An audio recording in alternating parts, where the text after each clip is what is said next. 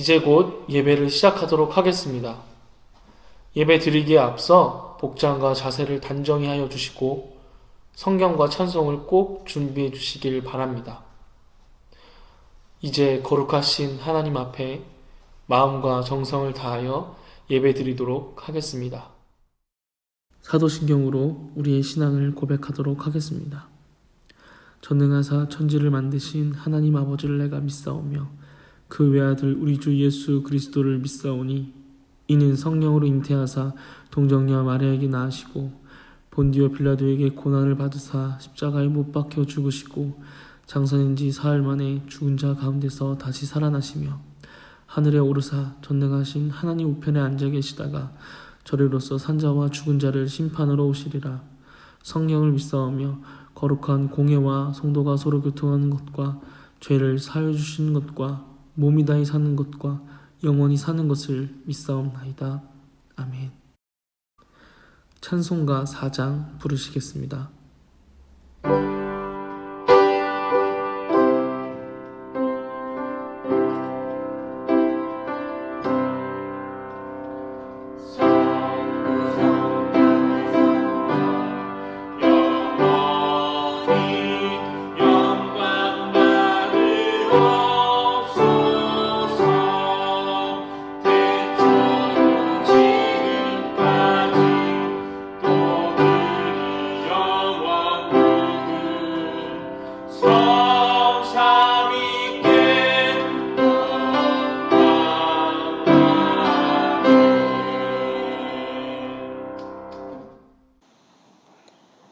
우리의 생명의 주권자 되시는 사랑의 하나님, 지난 한 주 동안 우리에게 호흡 주시고 건강 주셔서 살아가게 하심을 감사드립니다. 그러나 우리는 하나님을 드러내야 함에도 불구하고 내 판단과 정죄와 수군거림으로 인하여 하나님의 영광을 가렸음을 고백하오니 주여 용서하여 주옵소서. 전 세계가 코로나로 인해 여전히 두려움과 공포에 떨고 있습니다. 코로나가 속히 잠잠하게 하여 주시고 이 시기를 통하여 온 세상의 주권자는 오직 하나님 한 분이심을 알게 하여 주옵소서. 이 나라 대통령과 위정자를 붙들어 주셔서 지혜로 이 나라를 이끌어가게 하옵시고 경제, 공공기관이 회복되고 정상화되게 하여 주옵소서. 그리고 저 북한의 복음의 문이 열려 주의 백성들을 구원하여 주옵소서. 하나님의 말씀을 선포하시는 이현우 목사님에게 강건함과 은혜를 더하여 주시고 모두가 한 주일을 깨닫게 하신 말씀의 능력으로 살아가게 하여 주옵소서.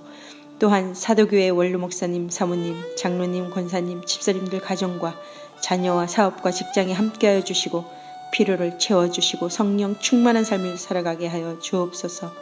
사랑의 하나님, 전국에서 드려지는 예배를 기쁘게 받아 주옵시고 한국교회가 세상의 빛과 소금의 역할을 감당할 수 있도록 회복케 하여 주옵소서.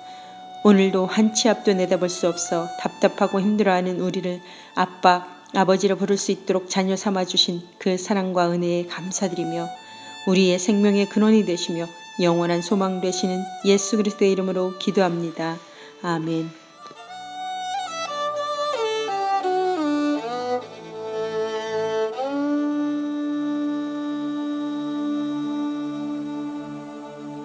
교회 소식 전하겠습니다. 올해 사도교회 표어는 하나님 자녀답게 살아가는 사도교회입니다. 코로나19로 인하여 각 가정에서 온라인 예배로 드리고 있습니다. 온라인 예배 동영상 시청이 어려우신 분들을 위해서 예배 및 설교가 담긴 소책자를 만들어서 전달하였습니다. 5월 2일까지의 모든 기도회 및 모임은 중지하기로 했습니다. 모임이 중지되었을 뿐 말씀을 보고 기도하는 예배는 우리의 삶 속에서 계속 진행되어야 합니다.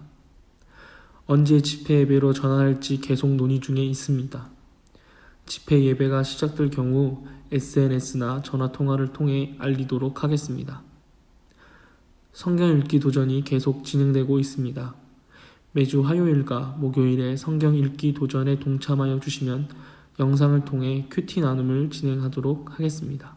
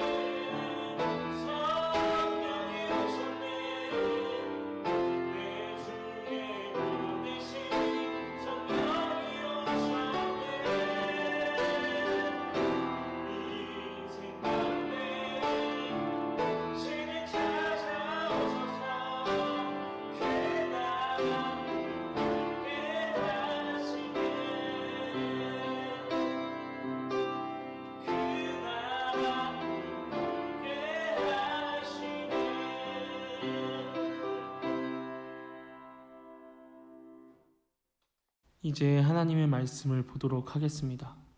사도행전 2장 1절에서 4절 말씀.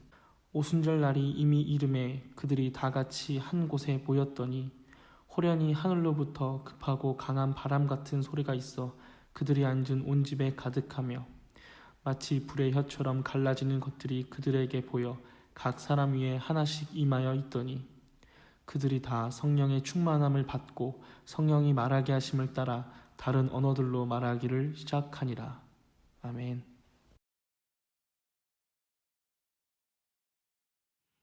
안녕하세요, 사도교회 성도 여러분. 오늘은 제가 있는 곳이 평소와 좀 다르지요. 사실 제가 조금 아팠습니다. 몸살 감기에 걸린 것처럼 온몸이 쑤시고 열도 좀 높았습니다. 이게 평소 같으면 그냥 감기 몸살이구나 하고 넘어갈 일일 듯 싶은데요.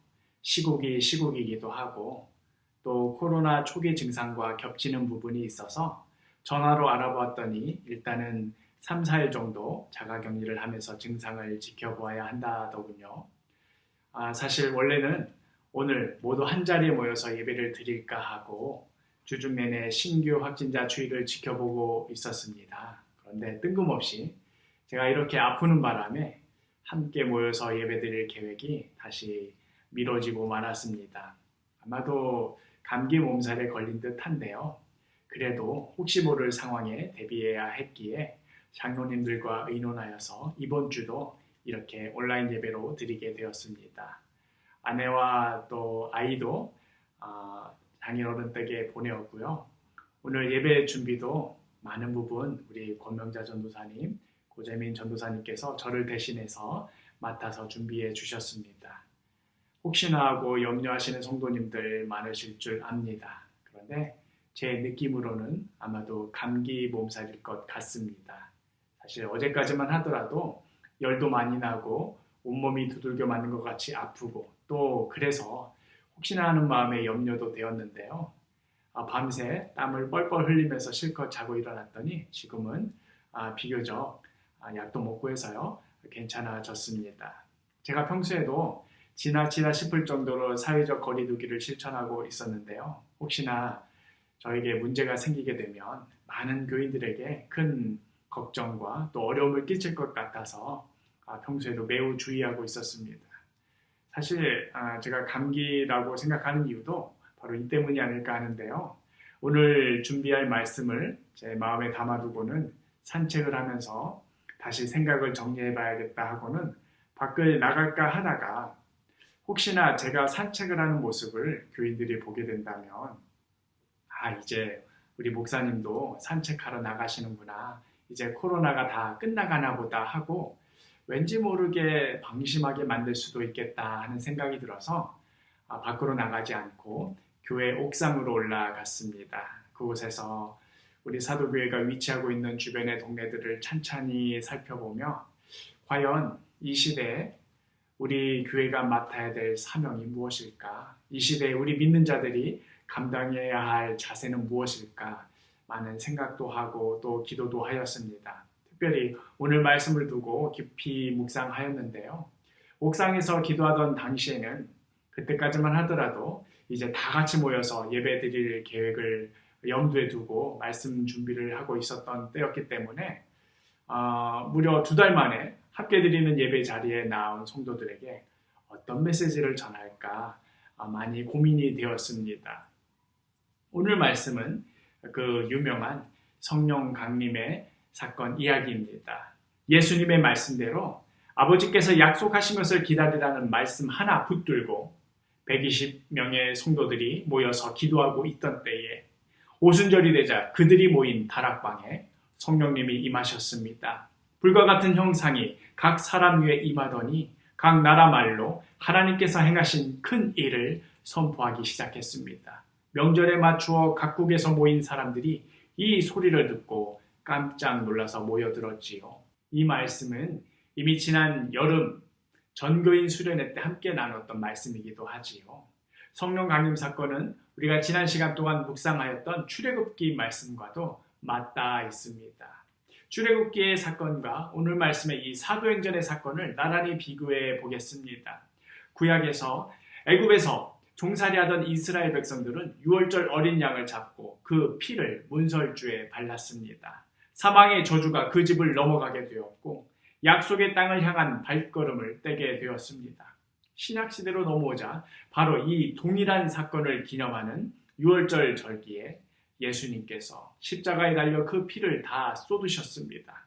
사망의 저주 가운데 종살이하던 우리들이 이제는 예수 그리스도의 보혈로 하나님의 자녀가 되었습니다. 여기에서 그치지 않습니다. 이스라엘 백성들이 홍해를 건너 광야로 들어가 시내산을 향하여 갔습니다. 이들이 시내산 앞에 도착하였을 때가 언제였는가? 출애굽기 19장 1절 말씀에 이스라엘 자손이 애굽 땅을 떠난 지 3개월이 되던 날 그들이 시내 광야에 이르니라. 유월절이 이스라엘 달력으로 1월 14일 저녁부터 시작됩니다. 그러니까 이스라엘 백성이 출애굽을 한 날이 그 다음 날인 1월 15일이고요. 출애굽기 19장 1절 말씀대로라면 이후로부터 3개월 뒤인 4월 15일에 이스라엘 백성들이 시내산에 도착했겠구나 하고 여기기 쉽습니다. 사실 위의 이 번역은 오해를 불러일으킬 수 있는데요. 히브리어 원문대로 보자면 바호데시 하실리시 세 번째 달 초하룻날이라는 의미입니다. 그러니까 3개월 만에 시내산에 도착했다는 말이 아니라 이스라엘 달력으로 3월 1일에 도착했다는 의미이지요. 그렇다면 1월 15일에 출발하여 3월 1일에 도착하였으니 약 46일이 걸린 셈입니다. 그리고 나서 이어지는 말씀이 출애굽기 19장 11절 말씀 준비하게 하여 셋째 날을 기다리게 하라. 이는 셋째 날에 나 여호와가 온 백성의 목전에서 시내산에 강림할 것임이니 그리하여 3일 후인 49일째 되는 날 하나님께서 이스라엘 백성에게 율법을 선포하시게 되는 것이지요. 사실 이런 이유로 정통 유대교인들은 77에 49, 77절 혹은 이 오순절을 하나님께서 율법을 주신 날로 기념하고 있기도 합니다. 그런데 오늘 사도행전 말씀을 보니 신약시대로 넘어와서 바로 이날 무슨 일이 벌어지게 됩니까? 성령 강림 사건이 벌어지게 됩니다. 그냥 갑자기 어쩌다 보니 우연의 일치로 그렇게 된 것이 아닙니다. 이미 오래전 하나님께서 에스겔 선지자들을 통해 예언하셨던 말씀대로 된 것입니다. 에스겔 36장 26절에서 27절 말씀 또 새 영을 너희 속에 두고 새 마음을 너희에게 주되 너희 육신에서 굳은 마음을 제거하고 부드러운 마음을 줄 것이며 또 내 영을 너희 속에 두어 너희로 내 율례를 행하게 하리니 너희가 내 규례를 지켜 행할지라. 시내산에서 하나님께서 이스라엘 백성에게 율법을 주셨습니다. 율법대로 살아라. 그렇지 않으면 죽을 것이다. 그러나 이스라엘 백성은 실패하고 말았습니다. 아니 우리 모든 사람은 하나님의 율법 앞에서 넘어지고 말았습니다. 이때 하나님께서는 예수 그리스도를 통하여 새로운 삶의 길을 열어주셨습니다. 뿐만 아니라 이스라엘 백성에게 율법을 주셨던 바로 그날 이제는 성령을 주셔서 성도들로 하여금 하나님 뜻대로 살 수 있는 자녀로 서게 해 주셨습니다. 갈라디아서 5장 18절 너희가 만일 성령의 인도하시는 바가 되면 율법 아래에 있지 아니하리라.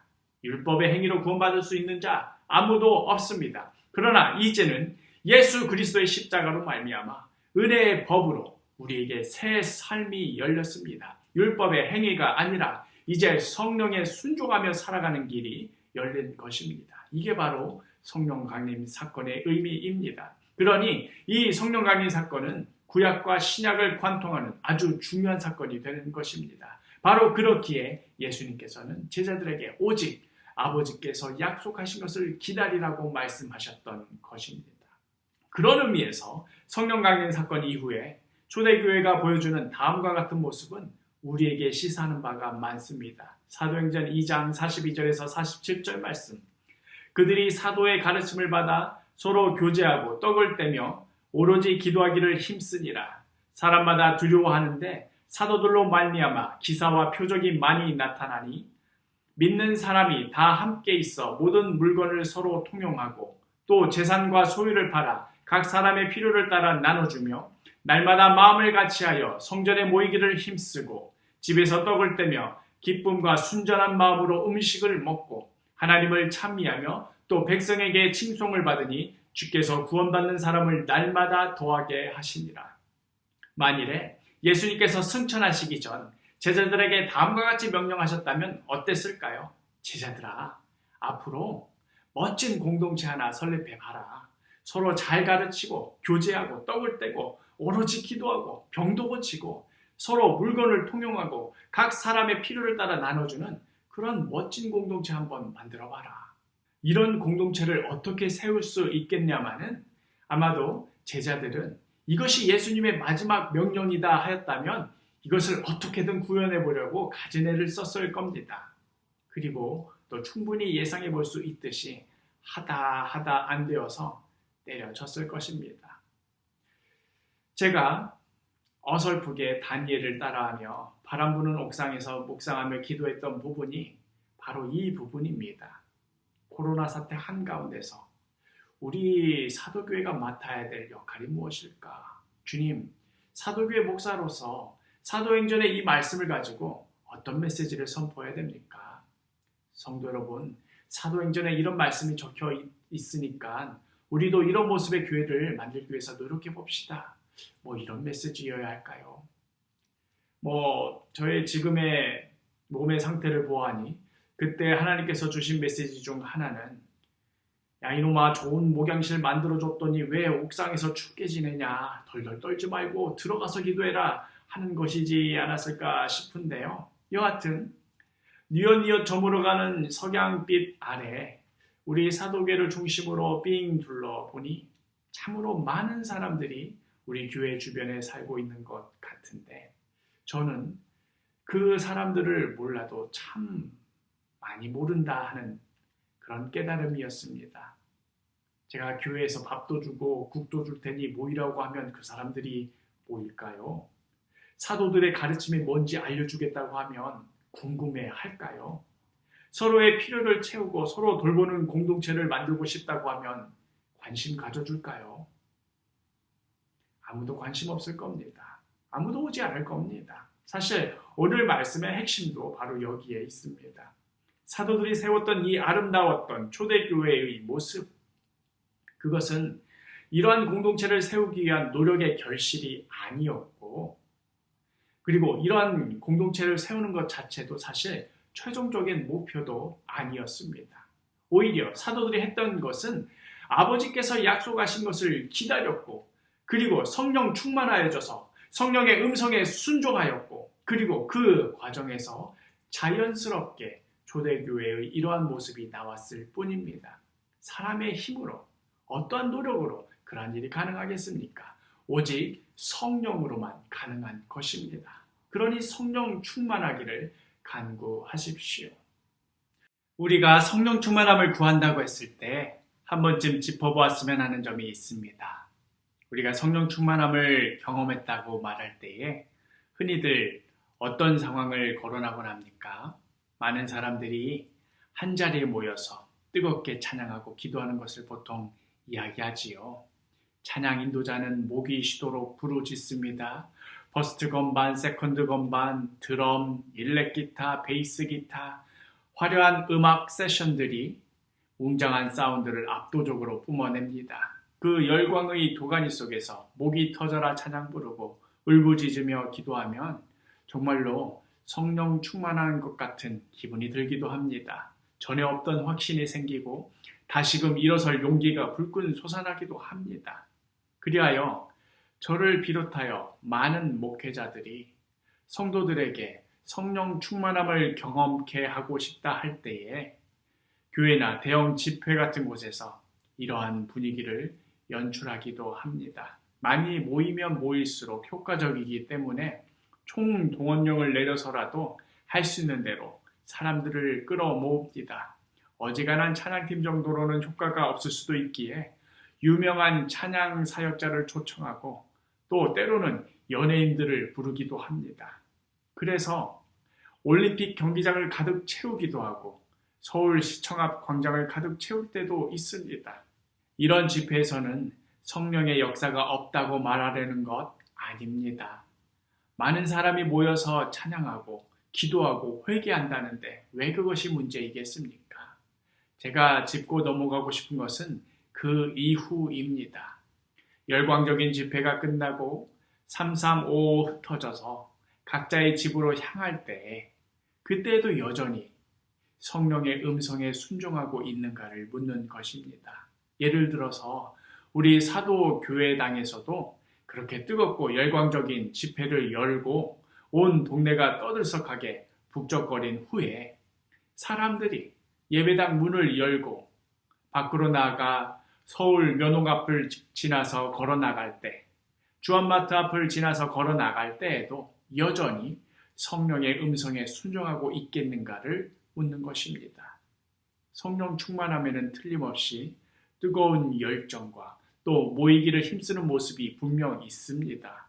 그러나 그것이 전부인 양, 감정의 어떠한 극적인 격양이 성령 충만인 양 여겨서는 안 됩니다. 갈라디아서 5장 22절에서 24절 말씀, 오직 성령의 열매는 사랑과 희락과 화평과 오래 참음과 자비와 양선과 충성과 온유와 절제니 이 같은 것을 금지할 법이 없느니라. 그리스도 예수의 사람들은 육체와 함께 그 정욕과 탐심을 십자가에 못 박았느니라. 성령 충만한 삶은 바로 이러한 성령의 열매가 풍성한 삶입니다. 내 안에 사랑이 없다면, 내 안에 화평함이 없다면, 내 안에 오래 참음이 없다면 과연 내가 성령의 음성에 순종하고 있는가 돌아보시길 바랍니다. 또 내 안에 온유함이 없고 절제함이 없다면 과연 내가 성령 충만하기를 바라는 자인가 성찰해 보시기를 바랍니다. 그러나 다시 한번 강조하지만 이러한 성령의 열매가 우리 삶의 궁극적인 목표가 아닙니다. 이 부분이 많이 오해될 수도 있는 부분이기 때문에 주의 깊게 들으시기를 바랍니다. 우리는 훌륭한 인격을 갖추기 위해서 예수 믿는 것 아닙니다. 겸손하고 온유하고 배려하는 삶을 살아야 된다. 이런 것들은 세상에서도 얼마든지 하는 이야기입니다. 절에 가서도 스님에게 들을 수 있는 말이고 또 세상의 유명한 사람들로부터도 들을 수 있는 충고이기도 합니다. 성경은 지금 그렇게 살라는 그 이야기를 하려는 게 아닙니다. 그러한 삶을 추구하기 위해서 애쓰고 노력하라는 그런 말을 하는 것이 아닙니다. 우리의 행위로는 결코 구원이 없습니다. 다만 예수의 십자가 공로로 열린 이 생명의 길을 따라오라는 것입니다. 매일매일 우리에게 주어지는 성령의 음성에 순종하라는 것입니다. 다른 것들은 우리가 성령의 음성에 순종하며 사는 삶 가운데 자연스럽게 남겨지는 흔적일 뿐입니다. 성령님을 따라 살다 보면 자연스럽게 예수의 흔적이 우리 삶에 남기게 되지 않겠습니까? 그런 의미에서 좀 전에 읽었던 초대교회의 아름다운 모습이 사도행전 초반인 2장에 위치하고 있다는 것은 놀랄만한 일입니다.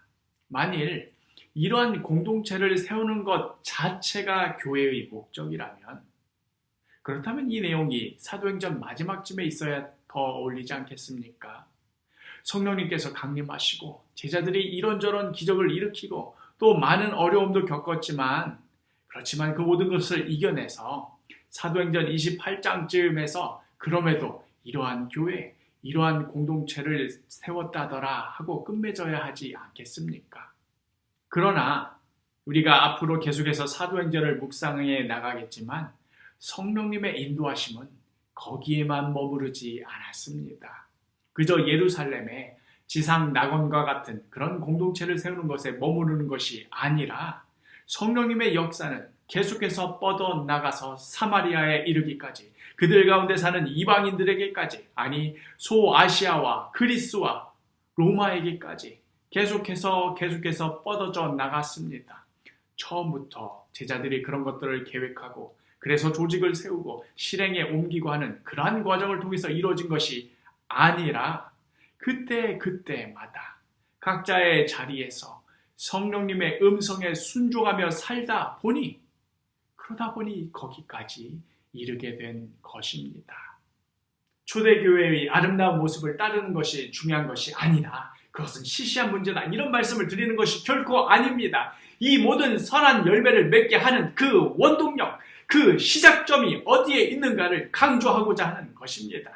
우리 안에는 아무리 찾고 뒤져봐도 그런 힘과 능력이 없습니다. 그것은 바로 우리 안에 내주하시는 성령님으로부터 시작되는 것입니다. 내가 성경도 더 보고 기도도 더 하고 봉사도 더 하고 그리고 좀 더 신앙이 성숙해진 다음에 그때 되면 성령 충만함도 받아야지 하고 그렇게 생각하시지요. 그러나 순서가 틀렸습니다. 우리의 힘으로 성경 읽고 우리의 힘으로 기도하고 우리의 힘으로 봉사하다가 더 큰 일 맡으려면 그때 성령님 의지하는 것 아닙니다. 우리는 처음부터 실패한 자들입니다. 그렇기에 우리에게 예수 그리스도를 보내주신 것입니다. 우리의 힘과 능력으로는 애당초 아무것도 할 수 없기에 우리에게 성령님을 보내주신 것입니다. 우리로 예수님을 믿게 하시는 것도 우리로 하나님의 자녀로 인정해 주시는 것도 모두 성령의 역사입니다. 그러니 우리는 처음부터 성령님을 의지해야 합니다. 스가랴서 4장 6절 말씀, 만군의 여호와께서 말씀하시되 이는 힘으로 되지 아니하며 능력으로 되지 아니하고 오직 나의 영으로 되느니라. 우리의 힘으로 되지 않습니다. 우리의 능으로 되지 않습니다. 성령 충만함을 구하십시오. 성령님의 음성에 순종하기로 결단하십시오. 우리 삶의 모든 질서가 거기에서부터 출발해야 합니다. 사도행전에 나오는 초대교회도 바로 여기에서부터 시작되었습니다. 성령 강림 사건 이후 2000년의 교회의 역사도 바로 성령님의 역사하심에 따라 흘러왔습니다. 우리 한 사람 한 사람 복잡다단한 여러 산들도 바로 여기에 달려 있습니다. 우리 사도교회의 앞날도 바로 여기에 달려 있습니다. 성령님의 음성에 순종하십시오. 성령 충만하기를 구하십시오. 이것은 이 시간 선포되는 설교이자 주께 부르짖는 기도이기도 합니다. 내 안에 평안함이 없을 때에, 삶의 여러 가지 복잡한 문제들로 머리가 터질 것 같을 때에, 삶의 출구가 보이지 않고 마음속에 불만이 가득 차 터질 것만 같을 때에 바로 그때 귀를 기울이십시오. 내 안에 내주하시는 성령님, 이 어려움, 이 불안함, 이 상황 한가운데서 성령이시여 말씀하여 주옵소서. 내가 순종하겠나이다. 이 길로 가야 하는지 저 길로 가야 되는지 도대체 알 수 없어서 불확실할 때에, 세상에 이런저런 소리에 마음이 불안하여 이리저리 흔들릴 때에 바로 그때 귀를 기울이십시오. 성령이시여 말씀하여 주옵소서. 어느 길로 걸어가든 이 길이든 저 길이든 주와 함께 걸으며 주 뜻에 순종하겠나이다. 오랫동안 쌓여온 가정의 여러 어려움과 온갖 서러움에 이제는 더 이상 못 참겠다, 다 때려치고 싶다고 가슴이 터질 것 같을 때에 바로 그때 귀를 기울이십시오. 성령이여 말씀하여 주옵소서. 주께서 더 인내하라고 하시면 더 인내하겠나이다. 주께서 더 사랑하고 더 감싸주고 더 순종하라 하시면 그렇게 하겠나이다. 인격적으로 훌륭한 사람 되려고 이러는 것 아닙니다. 남들 보기에 칭찬받을 만한 교회 세우려고 이러는 건 아닙니다. 그저 성령님께서 말씀하시는 그 음성에 순종하려는 것뿐입니다. 성령이시여, 이 시간 주님 앞에 예배드리는 사도교회 모든 성도들에게 성령 충만케 하여 주옵소서. 성령의 음성에 순종하게 하여 주옵소서. 이것이 이 시간 선포되는 주의 말씀이자 우리 모두의 기도입니다. 이 모든 말씀 예수 그리스도의 이름으로 기도합니다. 아멘. 아멘. 이제 제가 하나님의 축복을 선포하겠습니다. 지금은 예수 그리스도의 무한하신 은혜와 하나님 아버지의 지극하신 사랑과 성령님의 교통강구하심이 이 시간 성삼위 하나님 앞에 겸손히 엎드려 성령이시여 말씀하여 주옵소서. 내가 처한 그 어떤 상황 가운데서라도 성령이시여 말씀하여 주옵소서. 그 음성에 순종하겠나이다 하며 결단하는 사랑하는 주의 성도들 위해 주의 몸된 사도교회에 이제로부터 영원히 함께 있을지어다.